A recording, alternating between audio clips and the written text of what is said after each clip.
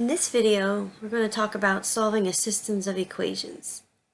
A systems of equations is a set of equations, and the solution that we're seeking is a common solution that satisfies every equation in the system. The first type of system we'll look at is a linear system. Linear meaning that the equations that we're working with are lines. For a linear system, we'll have two variables, and if the equation is representing a line, each of those variables, x and y, will be raised to the first power. There's three possible solution types, three possible ways that two lines could interact. The first is that we have two lines that intersect. And so in that case, the solution will be the point of intersection, the point where they cross. And because it's a point and we're working right now in two-dimensional space, we want to give a solution for x and for y. The second possibility is we could have two equations that represent lines that are parallel. Parallel lines do not ever touch each other, so there is no intersection. There is no point that they have in common, so there's no solution.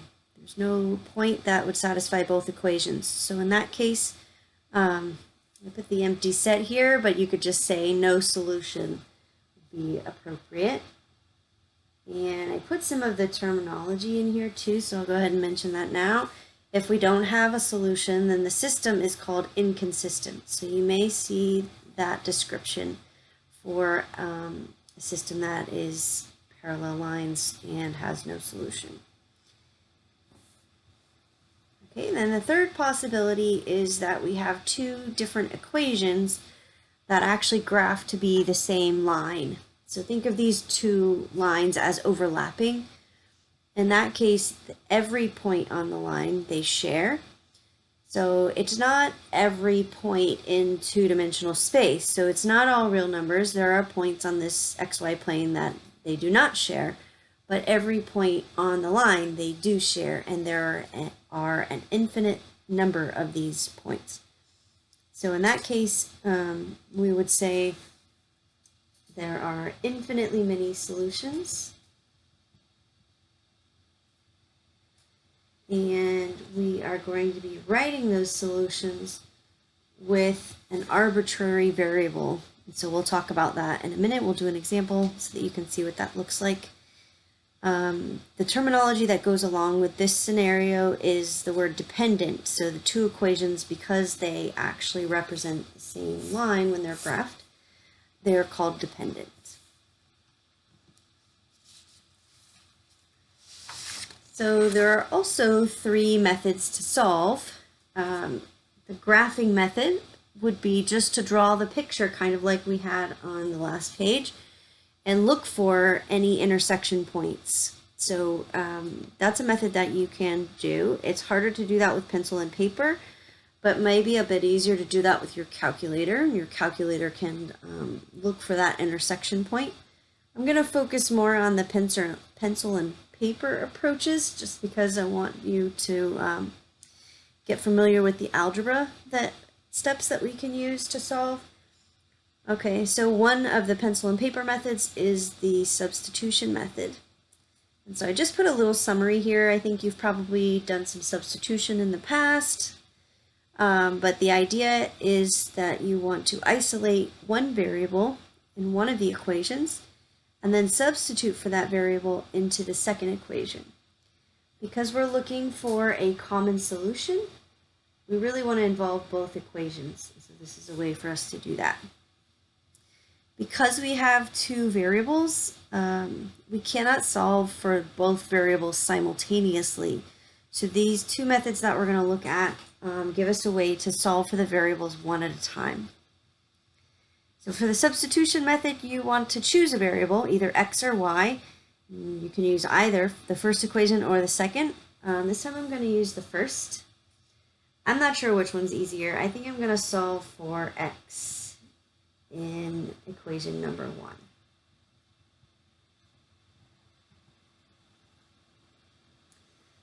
Okay.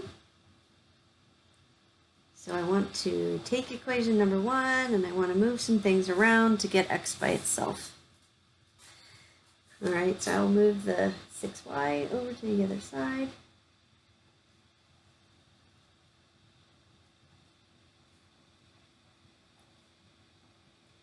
And then I'll divide both sides by 2.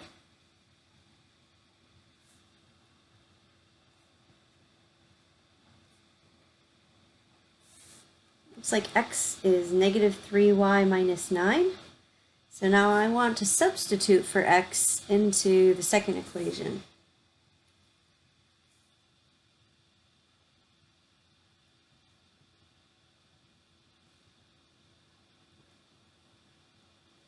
So the second equation is negative 3x. So instead of the x, I'm going to put in negative 3y minus 9. And then plus 5y equals negative 29. Notice now at this point I only have the one variable y. So I can solve for y. Here's where we get to do it one at a time. So I'm going to solve for y first by substituting for x. I sort of removed the x from my work. I'm going to solve this in the usual way, starting by distributing the negative 3.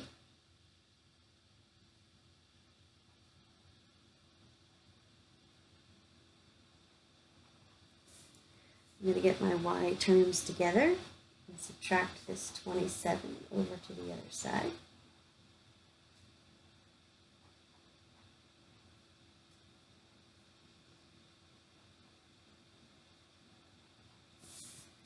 Okay, and then I'm going to divide both sides by 14. Looks like that means I get y to be negative 4. So my solution here, remember, is a point. So I want to take that negative 4, that's my y value, and get an x value to go with it. There are several places you can look to get your x value. For substitution, we already have this nicely organized way, so I can just put my y in here and automatically get x. If for some reason you didn't want to do that, you could always go all the way back to the beginning and use either equation number 1 or equation number 2. Because remember, this is a common solution. I'm just going to use this equation we have here already solved for x, because I think that's the easiest place to go.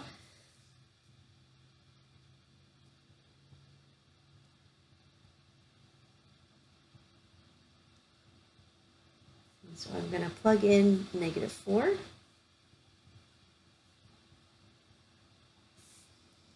Looks like x is 3.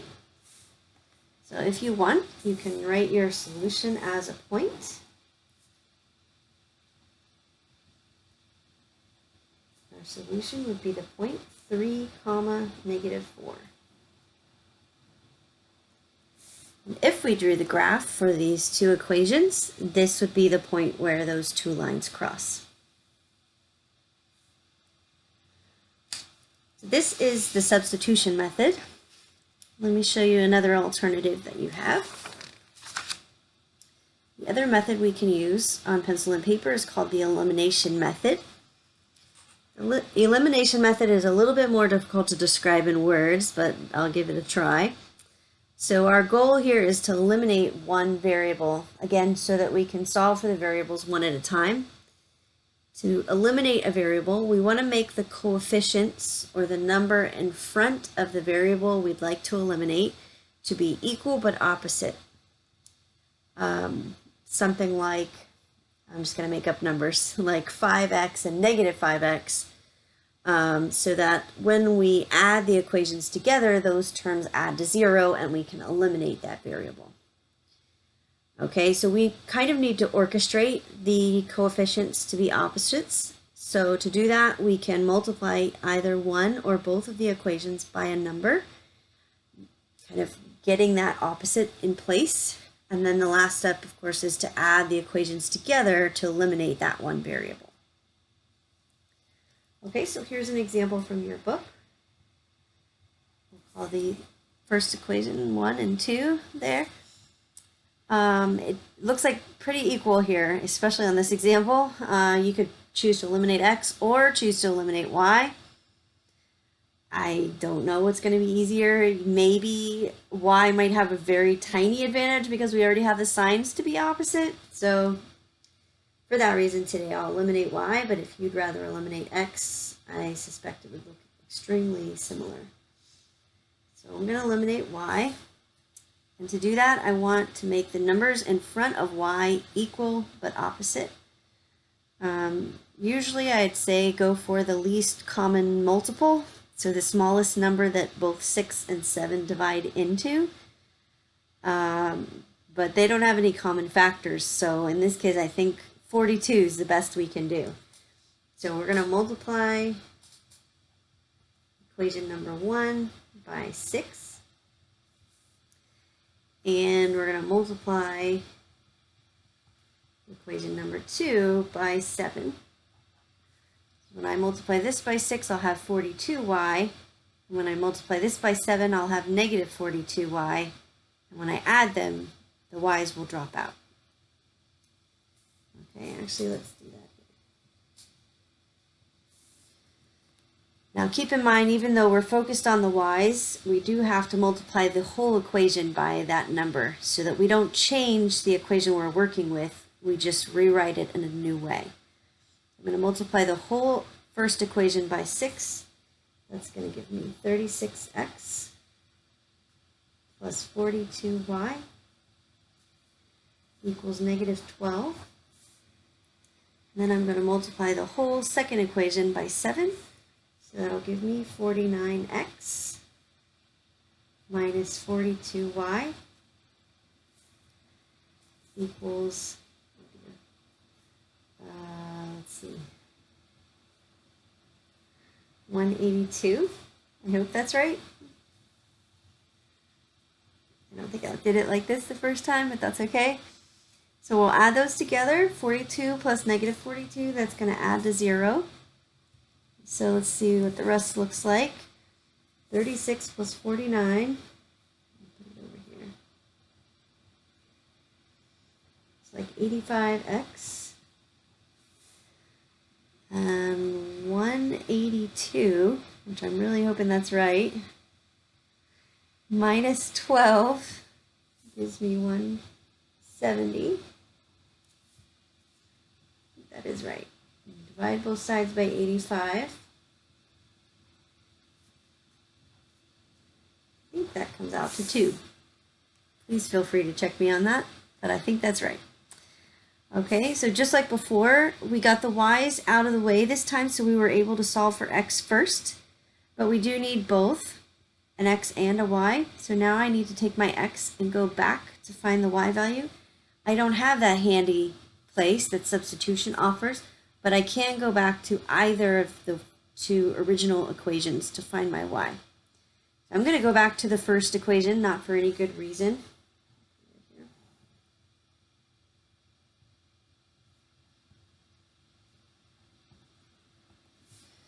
Okay, so I'm going to put in, I'm going to use the first equation and I'm going to put x to be 2. 6 times 2, that would be 12, so I'm going to subtract the 12 over to the other side.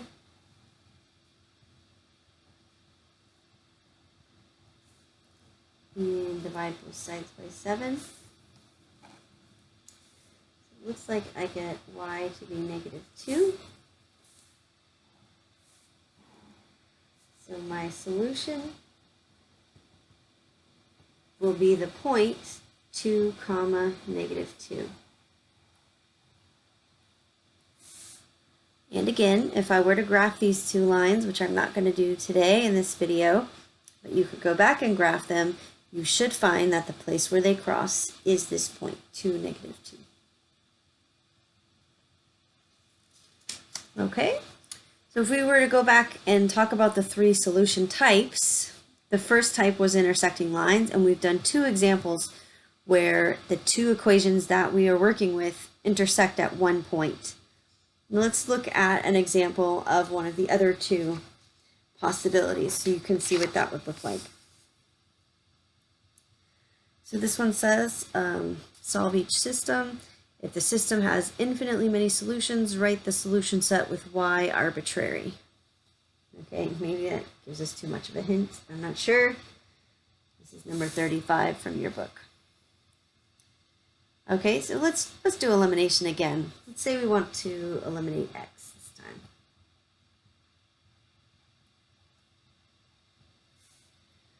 What do we need to multiply by? We need the coefficients of the numbers in front of x to be equal but opposite. So we really need to multiply equation number 1 by 2. So we'll have 8x and negative 8x. We don't have to multiply equation number 2 by anything. So that's going to give us 8x minus 2y equals 18. And I'm going to copy down the second equation, negative 8x plus 2y equals negative 18. This is sort of the point where you might notice, if you haven't already, hey, something suspicious is happening here. I did eliminate my x's, but I also accidentally eliminated my y's at the same time. So if that happens, you want to go ahead and, if you're doing elimination, you want to go ahead and add the equations together. You could get the same result if you're doing substitution. So you want, at this point, when the variables drop out, you want to look at what's left. 0x, this is just 0. 0y is just 0. So this is 0 equals 0. If I get something true, then I know that I have infinitely many solutions. If I get something false, then I know I have the parallel lines and then there's no solution. So in this case, I got something that was true. So that tells me that I have infinitely many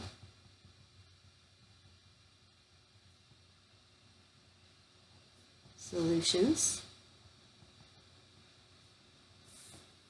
Okay.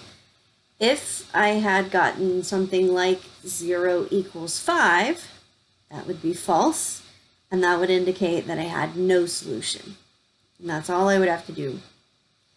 If I have infinitely many solutions, I want to write my solution set as a point where one of the variables can vary. I'm going to try and squeeze this in at the top here because there's directions for this problem, and I got this one out of your book as well. Ask you to write the solution set with y arbitrary. I think that's true, unless I added that in myself. I'm not sure. Okay, so what that means is we want to let y vary, and we would like to take one of these equations and solve for x in terms of y.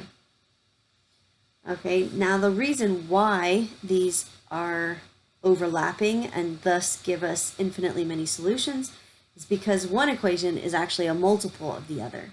I think maybe you can see that here. Equation number 2 is the same as equation number 1, but multiplied by negative 2. So because of that, it's probably going to be easier to solve for x using equation number 1 maybe. It really doesn't matter though because they represent the same line. So I'm going to solve for x. And I'm going to use equation 1, although either equation would give you the same result.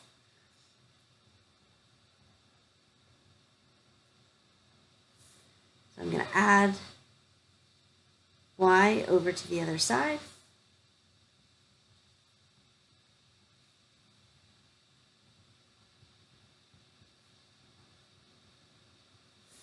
And I'm going to divide both sides by 4. And to be honest, I'm just going to leave it as a fraction.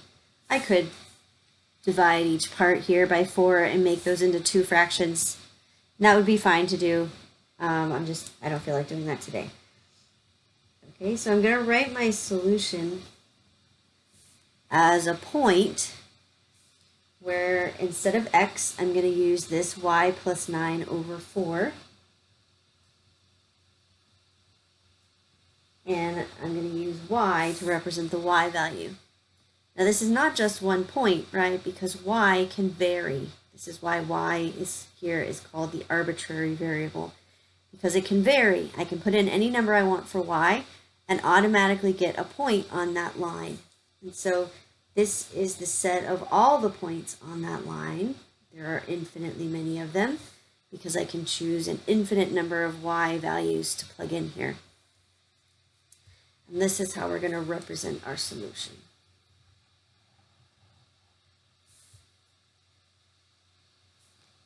Okay. The last example for this video is a system that is not linear. So up to this point, we've just been dealing with two lines, but all the tools that we use for two lines can be extended to lots of other scenarios. This one we'll address in this video, a lot of the other ones we'll address in the next video. So a nonlinear system means we have two shapes that are not linear, right? It's not a line, it's a curve of some kind. And we may be able to solve it using substitution or elimination or graphing. Okay, so let's talk about these two. I'll tell you what, let's go ahead and solve them for y so that we can get a better idea of what the graph would look like. If I took this first one and I solved for y, I'm going to take some liberty here, but let's say I added the y over to the right side and I subtracted this 1 over to the left side. I hope you're okay with that. And I'm going to swap sides. So that's going to give me y equals x squared minus 1. We know what that looks like, right? That's a parabola that's shifted down by 1. I'm not going to make a precise graph today, but I'm just going to give us a basic idea. It would look something like that. Okay, if we took the second equation, if we solved for y, all we have to do is move this 3x over to the other side.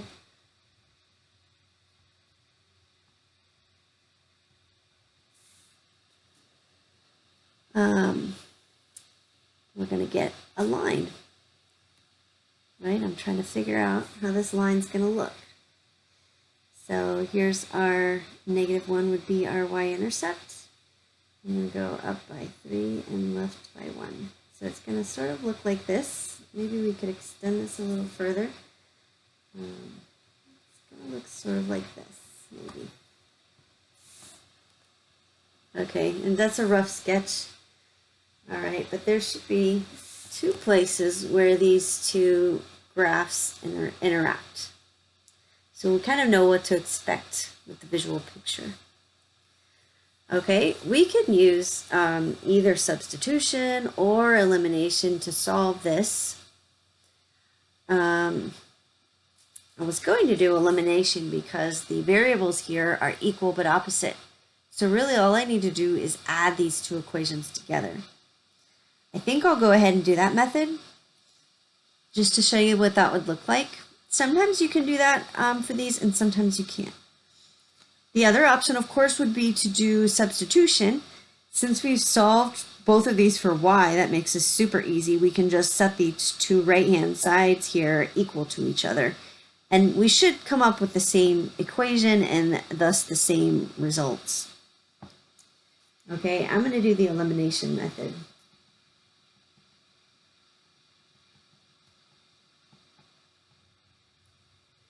And actually, I don't even have to do any work for that method for this particular problem.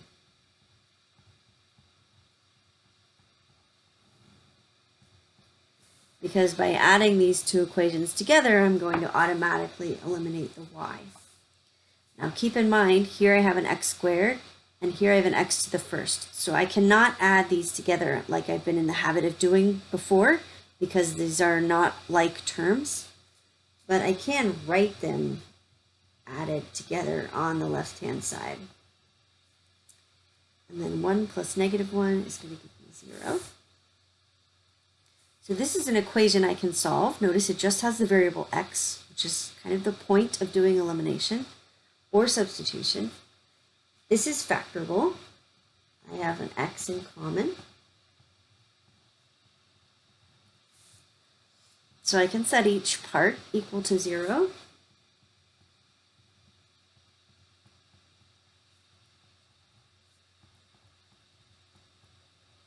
So I get two x values, x equals 0 and x equals -3.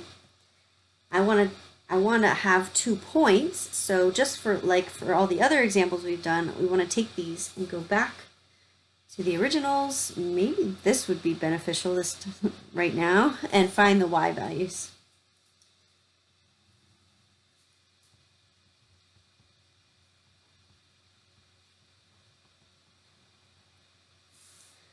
Okay, so we'll do it one at a time. I'm going to use this because I think this would be the easiest to plug into. So if I take 0 and I plug it in here,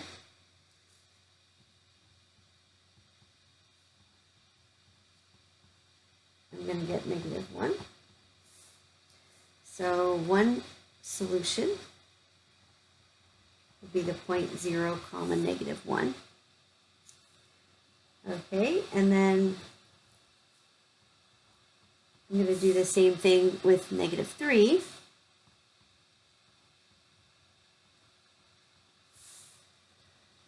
And that's going to give me 9 minus 1.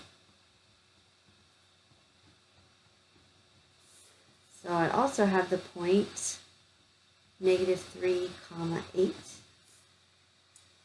Okay, and I was going to try and make this look all nice and even, but I didn't do that. That's okay. So our solution would be these 2 points, 0, -1 and -3, 8. I hope this has given you a good reminder, at the very least, about substitution and elimination, and given you kind of a starting point to think about solving a system of equations. All right, get ready, because we're going to take this 2-dimensional solving and up it to 3 dimensions in the next video. So I hope you'll come back and see the next one. Thanks.